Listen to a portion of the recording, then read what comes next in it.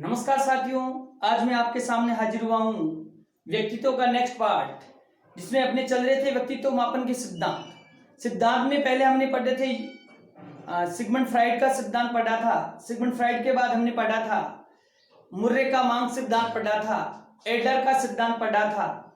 अगला अपना सिद्धांत है केटल का व्यक्तित्व मापन सिद्धांत। किसका है? केटल का। केटल किस लिए प्रसिद्ध है व्यक्तित्व हेतु? केटल अपनी कारक विश्लेषण पद्धति के लिए प्रसिद्ध है। क्वेश्चन ये भी पूछा हुआ रीट के अंदर, प्रथम रीट में पूछा है कि इनमें से कौन सा कारक विश्लेषण पद्धति के लिए प्रसिद्ध है, तो क्या आएगा? केटल। अब केटल ने जो व्यक्तित्व मापन का मापन किसके आधार पर किया था? शील गुणों के आधार। ऐसे क्वेश्चन आते हैं, ध्यान रखना कि केटल का व्यक्तित्व मापन किसके आधार पर है? शील गुणों के आधार पर। किसके आधार पर है? शील गुणों के आधार पर अपना वर्गीकरण दिया। अब इन्होंने अपने व्यक्तित्व मापन में कितने शील गुण बताए थे? शील गुण दो प्रकार के बताए थे। कितने प्रकार के बताए? दो प्रकार के। एक है सतही शील गुण और दूसरा है मूल शील गुण। शील गुण दो प्रकार के बताए थे, सतही शील गुण और मूल शील गुण। अब सतही शील गुण किसे कहा गया और मूल शील गुण किसे कहा गया? यानी सतही शील गुण उन्होंने उन शील गुणों को बताया जो दिन प्रतिदिन व्यक्ति या मनुष्य द्वारा जो दिन प्रतिदिन की क्रिया में जो हम व्यक्त करते हैं, उन शील गुणों को क्या नाम दिया इन्होंने? सतही शील गुण। और जो हमारी जो मूल भावनाएं होती है, जो आंतरिक भावना, अतः भावना, जो हमारी अंतर्दृष्टि होती है, उसे इन्होंने क्या नाम दिया? सतही शील गुण। अब देखो सतही शील गुण को से किसे कहा जाता है? तो देखो जो व्यक्ति की दिन प्रतिदिन जो व्यक्ति की दिन प्रतिदिन की अंतःक्रिया में आसानी से व्यक्त या अभिव्यक्त हो जाते हैं, आसानी से व्यक्त होने वाले शील गुण। ऐसे शील गुण जो हमारे दिन प्रतिदिन की क्रिया में आसानी, हम हंसते हैं, मुस्कुराते हैं, है ना, तो कुछ हमारे ऐसे उन शील गुणों को क्या कहते हैं? जैसे करके इन्होंने बताया, मैंने अभी बताया था, जैसे प्रसन्नता, हम खुश रहते हैं, तो ये हमारा कैसा है? जैसे आपकी होगी आत्मनिष्ठता। कैसी? आत्मनिष्ठता। तो ये हमारे कैसे हैं? यानी हम समझ गए, इसमें इतनी सी बात में समझ गए ऐसे शील गुणों को क्या कहा इन्होंने? सतही शील गुण। अब आगे आते हैं मूल शील गुण। अब ये मूल शील गुण क्या है? व्यक्ति के भीतर की भावना, या इन्हें कह सकते हैं अपन अंतःदृष्टि। व्यक्ति की अंतःदृष्टि, जो हमारी जो मन की जो सोच है, जिसे हम एटीट्यूड या नजरिया कहते हैं, जो अंतःदृष्टि या हमारी भीतर की भावना है, ऐसे शील गुणों को उन्होंने क्या कहा? मूल शील गुण। अब देखो इन्होंने जो सतही शील गुण है उनको नहीं, जो हमारे मूल शील गुण है, इन्होंने बताया कि जो हमारा व्यक्तित्व किस पर सबसे अधिक प्रभावित होता है, या हमारे व्यक्तित्व का मापन किससे किया जाता है? तो मूल शील गुणों से किया जाता है। हम देखें, जैसे मान लो कोई कुंठित व्यक्ति होता है या पूर्वग्रसित होता है किसी भावना से, तो उसकी भावना को हम इतना आसानी से बदल नहीं सकते। क्यों? क्योंकि वो पूर्वग्रसित जो बात है वो हमें क्या पहुंचाएगी? ठेस पहुंचाएगी। आपने देखा होगा कि किसी व्यक्ति को तोताराम कहने पर चिढ़ आती है, तो अब तोताराम बोलेंगे तो उसको चिढ़ आएगी। क्यों? क्योंकि उस तोताराम की घटना है कोई, उससे वो पहले पूर्वग्रसित है, इसलिए उसके अंदर मन में खिन्नता आती है। तो ये है हमारे मूल शील गुण। अब इन्होंने क्या किया? शील गुणों को इन्होंने क्या किया? शील गुणों की इस पद्धति को, कौन सी पद्धति को? शील गुण पद्धति को। शील गुण पद्धति को क्या नाम दिया? क्या नाम दिया था? शील गुण सूचक। क्या नाम दिया था? शील गुण सूचक। तो एक ये भी क्वेश्चन पूछा हुआ है कि केटल ने शील गुणों के आधार पर व्यक्ति के व्यक्तित्व का मापन किया, उस पूरी को नाम क्या दिया? तो शील गुण सूचक। अब बताया कि इन सामान्य व्यक्ति में दो प्रकार के व्यक्ति होते हैं, दो प्रकार के व्यक्ति बताए इन्होंने। शील गुण भी दो प्रकार के बताए और व्यक्ति भी कितने प्रकार बताए कि सामान्यतः दो प्रकार के व्यक्ति होते हैं, एक होता है सामान्य व्यक्ति और एक होता है असामान्य व्यक्ति। अब हमने देखा होगा कि जो व्यक्ति सामान्य और जो सामान्य से हटकर जो व्यवहार करता है वो कैसा हो गया? असामान्य। अब इन्होंने सामान्य व्यक्ति में कितने शील गुण बताए? सामान्य व्यक्ति कितने शील गुण बताए? इसमें 23 शील गुण बताए। क्वेश्चन आया हुआ है 2017 की रीट में पूछा हुआ है। आगे जो मैं बताऊंगा लाइन, इसका संदर्भ देके क्वेश्चन पूछा हुआ है। सामान्य व्यक्ति में कितने शील गुण बताए थे? 23। और असामान्य व्यक्ति में कितने बताए? 12 शील गुण। अब देख लो गुणवान कौन सा हुआ? गुणवान व्यक्ति जो सामान्य व्यक्ति होता है उसमें गुणवत्ता ज्यादा होती है, क्वालिटी ज्यादा होती है, क्योंकि केटल के अनुसार शील गुण उसमें कितने होते हैं? 23। और असामान्य व्यक्ति कितने हो जाते हैं? उनके गुण घटकर कितने हो जाते हैं? 12 हो जाते हैं। तो ये ध्यान रखना। अब यहां से क्वेश्चन होने की संभावना, शील गुण सूचक सामान्य में 23 और असामान्य में 12। अब जो मैं बताऊं आपको, क्वेश्चन जो आया था, क्वेश्चन 2017 रीट में पूछा था, लेवल 2 के अंदर क्या पूछा था कि केटल ने अपने शील गुण कारक विश्लेषण पद्धति में शील गुणों के आधार पर मापन किया, जिसमें कितने शील गुणों का प्रयोग किया था? ऑप्शन से 14, 16, 18 और 23। तो कितने थे? तो अब नोट करके इंपॉर्टेंट लाइन है, सबसे इंपॉर्टेंट लाइन है, आई हुई है, फिर भी रिपीटेशन हो सकती है क्योंकि आधा दिया। तो इन्होंने क्या किया? 23 में से 16 शील गुणों को अत्यधिक क्या बताया? महत्वपूर्ण बताया, और उन्होंने अपने कारक विश्लेषण पद्धति में प्रयोग किया। तो ध्यान रखना, सामान्य व्यक्ति के 23 में से 16 शील गुणों को सबसे महत्वपूर्ण बताया, सबसे महत्वपूर्ण बताया और सबसे महत्वपूर्ण बताया, और इससे मापन और अपनी कारक विश्लेषण पद्धति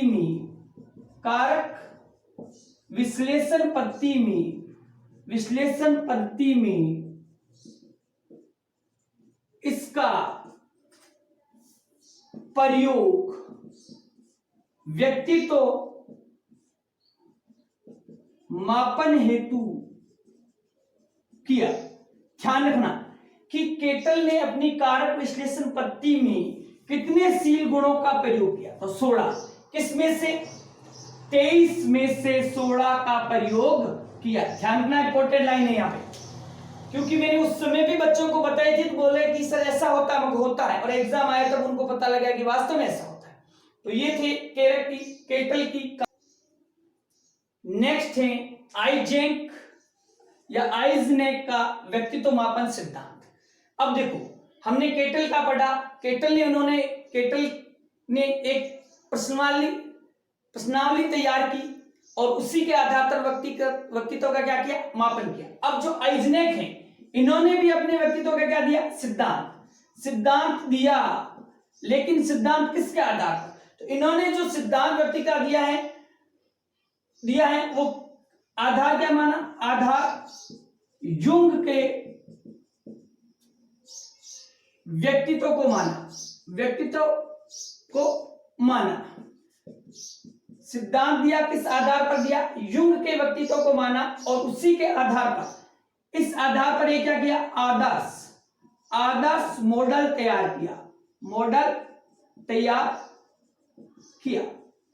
किसने किया? आइजनेक। तो यह क्वेश्चन बनता है कि आइजनेक का जो आदर्श व्यक्तित्व मापन का आदर्श मॉडल है किसके व्यक्तित्व के आधार पर है? तो क्या आ जाएगा? युंग या जुंग, एक ही। युंग ने जो बताए थे ना अंतर्मुखी, बाह्यमुखी और उभयमुखी, तो उसके आधार पर मॉडल तैयार किया। लेकिन इन्होंने क्या किया? मापन इसका कैसे? मापन का आधार व्यक्तित्व का जो सिद्धांत दिया वो किस आधार पर दिया? युंग के आधार पर। लेकिन मापन का आधार क्या था? कारक विश्लेषण पद्धति। ध्यान रखना यहां पर क्वेश्चन दो तरह का बनता है कि आइजनेक के व्यक्तित्व मापन सिद्धांत का आधार किसका था या मॉडल तैयार किया किसके आधार पर? युंग के आधार पर। लेकिन इस मॉडल के आधार पर व्यक्तित्व का मापन का आधार क्या था? कारक विश्लेषण पद्धति। क्या था? कारक विश्लेषण पद्धति। अब इस कारक विश्लेषण पद्धति में व्यक्तित्व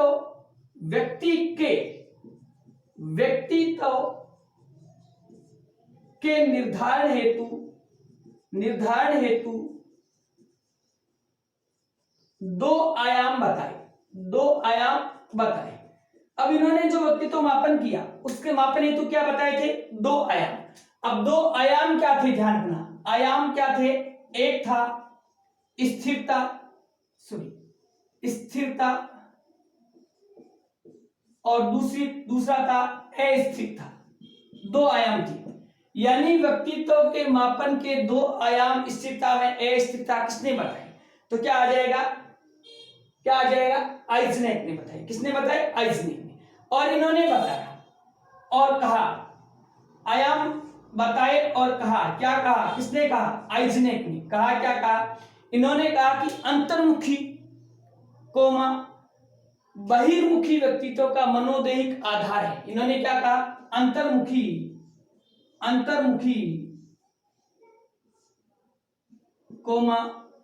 बहिर्मुखी व्यक्तित्व का मनोदैहिक आधार है। इंपॉर्टेंट है लाइन, ध्यान रखना। देखो क्या बात है, ये कहता है कि जो अंतर्मुखी व्यक्तित्व वाला व्यक्ति होता है वो बहिर्मुखी व्यक्तित्व का मनोदैहिक क्या है? आधार है। देखो मन यानी शरीर, अंतर्मुख आंतरिक हो गया मन, और देह यानी क्या हुआ? शरीर। दोनों को मिल गया, यानी अंतर्मुखी जो होता है व्यक्तित्व वाला व्यक्ति वो बहिर्मुखी व्यक्तित्व का मनोदैहिक आधार है। यानी वो उसके दोनों को, मन और देह दोनों के आधार पर अपना कार्य करता है, या उसकी व्यक्तित्व का निर्धारण होता है। किसने कहा? आइजनेक। और क्या कहता है कि, और ये बात बताता है, इस अंतर्मुखी की बात कहते हुए और आगे कहता है कि बहिर्मुखी व्यक्तित्व की अपेक्षा अंतर्मुखी व्यक्तित्व को उद्दीपन की कम आवश्यकता होती है। अब देखो अंतर्मुखी हम समझ गए, पिछली बार आया था अंतरादृष्टि और अंतर्दृष्टि वो एक ही है। अंतर्मुखी व्यक्तित्व वाले को क्या होता है? उद्दीपन की कम आवश्यकता होती है। कारण क्यों? क्योंकि वो पहले से ही अंदर से इसकी जो फीलिंग होती है वो उसका उद्दीपन सबसे बेस्ट होता है। अंतरात्मा से उसको लगा होता है किसी चीज से कि मुझे ये चीज करनी है। वो उनके किसी बाह्य प्रेरक काम नहीं कर रहा है। कौन सा प्रेरक काम कर रहा है? आंतरिक प्रेरक, आंतरिक बल काम कर रहा है। इसीलिए इसने कहा, और किसने कहा? आइजनेक ने कहा। क्या कहा? बहिर्मुखी व्यक्तित्व की अपेक्षा अंतर्मुखी अंतर्मुखी व्यक्तित्व के व्यक्ति को उद्दीपन की कम आवश्यकता होती है। तो इन्होंने बताया कि इसको उद्दीपन क्या चाहिए? कम उद्दीपन। किसको? अंतर्मुखी व्यक्ति को। किसकी अपेक्षा? बहिर्मुखी की अपेक्षा। ठीक है, इन दोनों की, इन बहिर्मुखी की अपेक्षा अंतर्मुखी को उद्दीपकों की कम आवश्यकता होती है। और उद्दीपक क्या होता है मैंने बताया है, चालक, अंतर्नोद, आवश्यकता, उद्दीपक सब बताया। तो ये हमारा था आइजनेक का व्यक्तित्व सिद्धांत दिया। किसके आधार पर? युंग के व्यक्तित्व वर्गीकरण का आधार पर एक क्या किया? आदर्श मॉडल। और इसके आदर्श मॉडल के मापन का आधार क्या था? कारक विश्लेषण पद्धति। और व्यक्ति के व्यक्तित्व माप निर्धारण हेतु कितने आयाम बताए थे? दो आयाम। दो आयाम थे, स्थिरता और अस्थिरता। और इन्होंने बताया कि अंतर्मुखी कोमा ध्यान रखना, बहिर्मुखी व्यक्ति का मनोदैविक क्या होता है, आधार होता है। और इन्होंने ये भी बताया कि अंतर्मुखी व्यक्ति के व्यक्तित्व को बहिर्मुखी की अपेक्षा उद्दीपक की कम आवश्यकता होती है। आत्म सिद्धांत, आत्मज्ञान का आए तो मेस्लो करना मैं पहले बता चुका हूं। आत्म का सिद्धांत आए तो कार्ल रोजर्स करना है। कार्ल रोजर्स अमेरिका का होता है। कार्ल रोजर्स ने जो अपना ये सिद्धांत दिया, ये सिद्धांत क्या दिया, ये मानव की जो प्रकृति है, मानव की जो प्रकृति, कैसी प्रकृति, सकारात्मक प्रकृति पर आधारित है। उन्होंने कहा कि मनुष्य का जो व्यक्तित्व जो निर्धारित होता है, या व्यक्तित्व का इन्होंने जो मापन किया है, वो निर्धारण मनुष्य की जो प्रकृति है उसके आधार, उसका दृष्टिकोण है, उसके आधार पर किया। और इन्होंने इसमें सबसे अधिक किस पर बल दिया, स्व पर बल दिया। और इसी के आधार पर इन्होंने अपना सिद्धांत दिया, जैसे स्व प्रेरणा, स्व अनुशासन, स्व क्रय। इन्होंने कहा कि व्यक्ति जो स्व अनुशासन, दो चीजें होती हैं, अनुशासन और स्व अनुशासन, और एक होती है प्रेरणा और स्व प्रेरणा। प्रेरणा यानी कोई बाह्य बल हो गया जो दूसरा उसको प्रेरित करता है। स्व यानी क्या हो गया, आंतरिक बल हो गया, यानी स्वयं प्रेरित हो रहा है।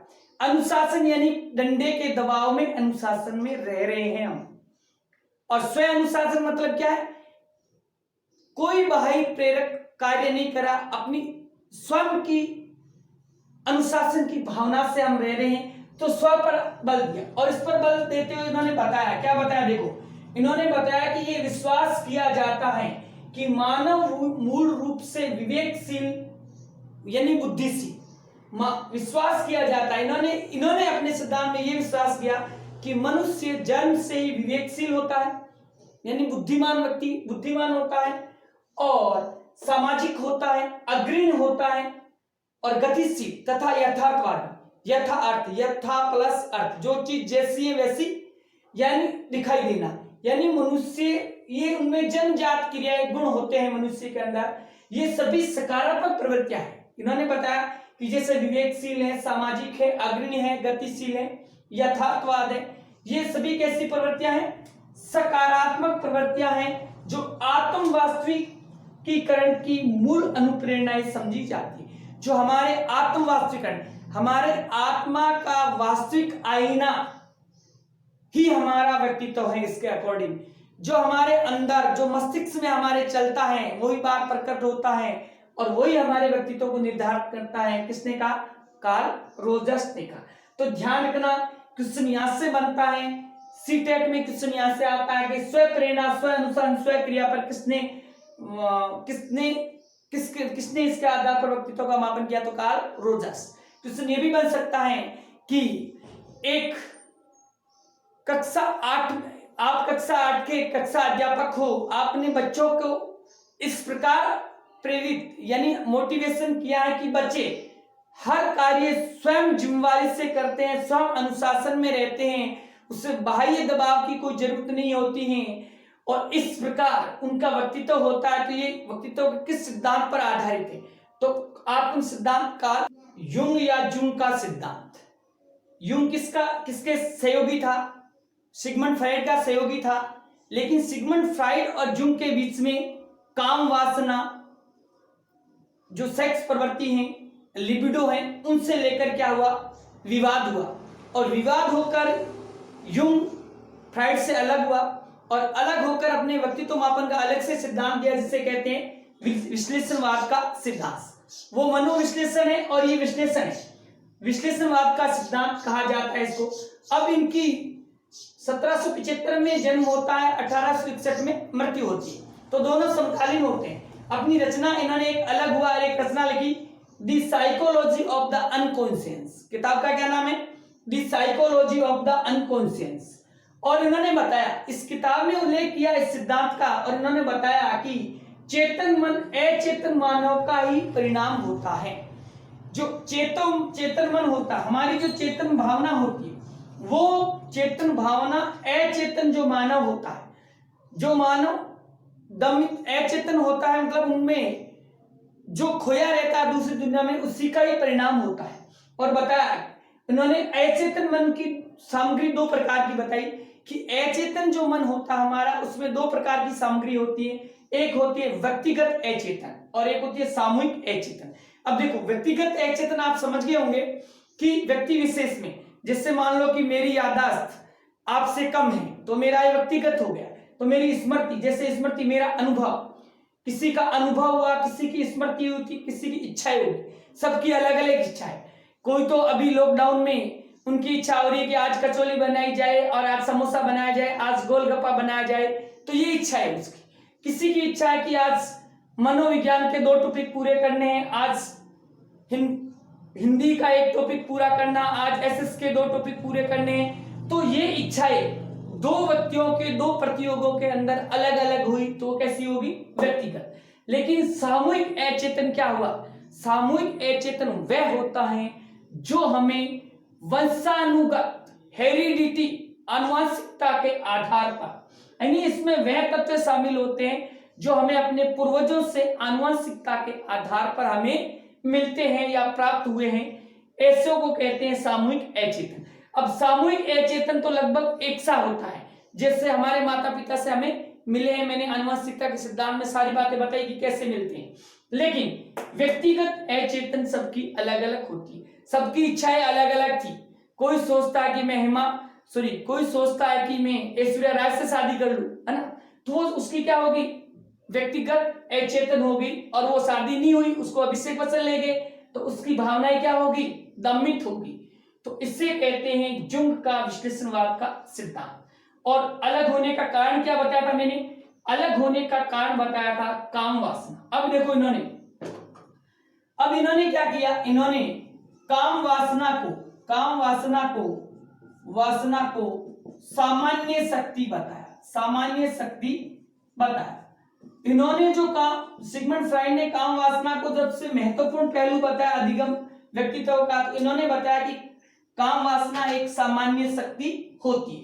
अब सामान्य शक्ति होते हुए इन्होंने क्या बताया? और इन्होंने बताया कि ये व्यक्ति की सभी व्यवहारों को शक्ति प्रदान करती है। ठीक है, ये व्यक्ति के क्या करती है? सभी व्यवहारों को शक्ति प्रदान करती है, सभी व्यवहारों को शक्ति प्रदान करती है। कौन सी करती है? काम वासना। किसने कहा था? Sigmund Freud. और ये क्या कहता है कि ये जन्म से लगभग 5 वर्ष तक कब होती है? जन्म से लगभग 5 वर्ष तक लिबिडो से ऐसी क्रिया, मतलब ये उन्होंने जन्म से पाई जाती है, लेकिन उन्होंने बताया कि जन्म से 5 वर्ष तक धीरे धीरे ये अनुभव में आती है। तो इन्होंने क्या बताया? लाइन लिखना, जन्म से लगभग 5 वर्ष की आयु तक लिबिडो से ऐसी आवश्यकताओं की पूर्ति होती रहती है। इन्होंने बताया कि इसकी पूर्ति कैसे होती है? ये व्यवहार को गति शक्ति प्रदान करती है, और जन्म से 5 वर्ष तक इसको गति किसकी सहायता से मिलती है? गति किससे मिलती है? किससे मिलती है? ध्यान रखना, लिबिडो से। और लिबिडो मैंने पहले बता चुका हूं कि स्नेह या स्नेह की भूख या काम वासना को सिगमंड फ्राइड क्या कहते हैं? लिबिडो कहते हैं। अगली ये बताता है कि ये बालक का अस्तित्व बनाए रखती है। काम वासना के लिए 3 बातें बताई कि ये बालक के व्यवहार को शक्ति प्रदान करती है, ये बालक को जन्म से 5 वर्ष तक लिबिडो के माध्यम से गतिशील बनाए रखती है, और तीसरी बताई कि ये बालक का अस्तित्व बनाए रखती है कि हाँ, मैं जिंदा हूं, मैं बालक हूं, मैं जिंदा हूं, मुझे आवश्यकता है, अस्तित्व बनाए रखती है। अब आगे क्या करता है? लिबिडो के बारे में आगे बताता कि यूंग कहता है कि लिबिडो का अर्थ व्यापक बताया।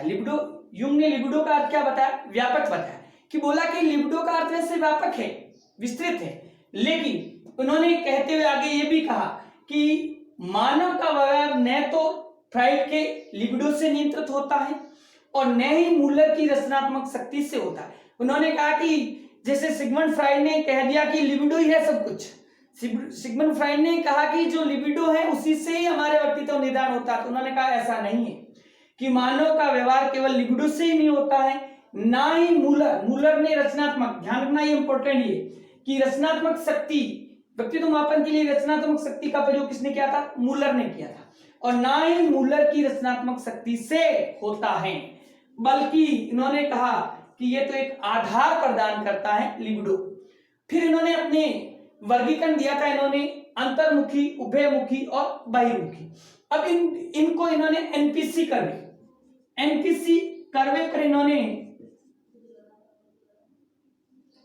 पर इन्होंने ऐसे बताया कि इस प्रकार व्यक्ति के अंदर कुछ व्यक्ति अंतर्मुखी वाले होते हैं, जीरो, देखो कर्वे को छू नहीं रहा है क्योंकि जीरो नहीं होता व्यक्ति का, और कुछ व्यक्ति कैसे होते हैं, बहिर्मुखी।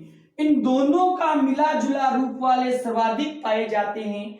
तो इस प्रकार जब इसका कर्वे बनाते हैं तो उल्टा घंटी के आकार का कर्वे बनता, उल्टा घंटी के आकार का कर्वे बनता, ग्राफ बनता। तो इस प्रकार इन्होंने बताया कि अंतर्मुखी ही से ही बहिर्मुखी व्यक्तित्व प्रभावित होता है। और दोस्तों मैं आपको बता दूं कि मनोविज्ञान के आप जितने भी टॉपिक पढ़ोगे, मैं गारंटी से कहता हूं कि आपको इस प्रकार की बातें जो आजकल जो एग्जाम में आ रही, मुझे बताने के लिए मजबूर होना पड़ रहा है, क्योंकि पिछली बार भी मैंने ये बहुत सी बातें बताई जो एग्जाम में आई है, और उसको विस्तार से मैं इसलिए बता रहा हूं कि पहले ये बातें चली गई कि सिद्धांत के जनक कौन है, नियम किसने दिया, अब उसके एग्जाम्पल आते हैं, उसके अंदर क्या बात है, उसने क्या कहा, वो बात पूछी जाती है। और आप सब्सक्राइब नहीं किया तो मेरे इस चैनल को सब्सक्राइब करें, शेयर करें, लाइक करें, कमेंट्स करें, ताकि आपको अगले जैसे भी नेक्स्ट वीडियो बनाऊं तो उसकी सूचना तुरंत मिल जाए। धन्यवाद।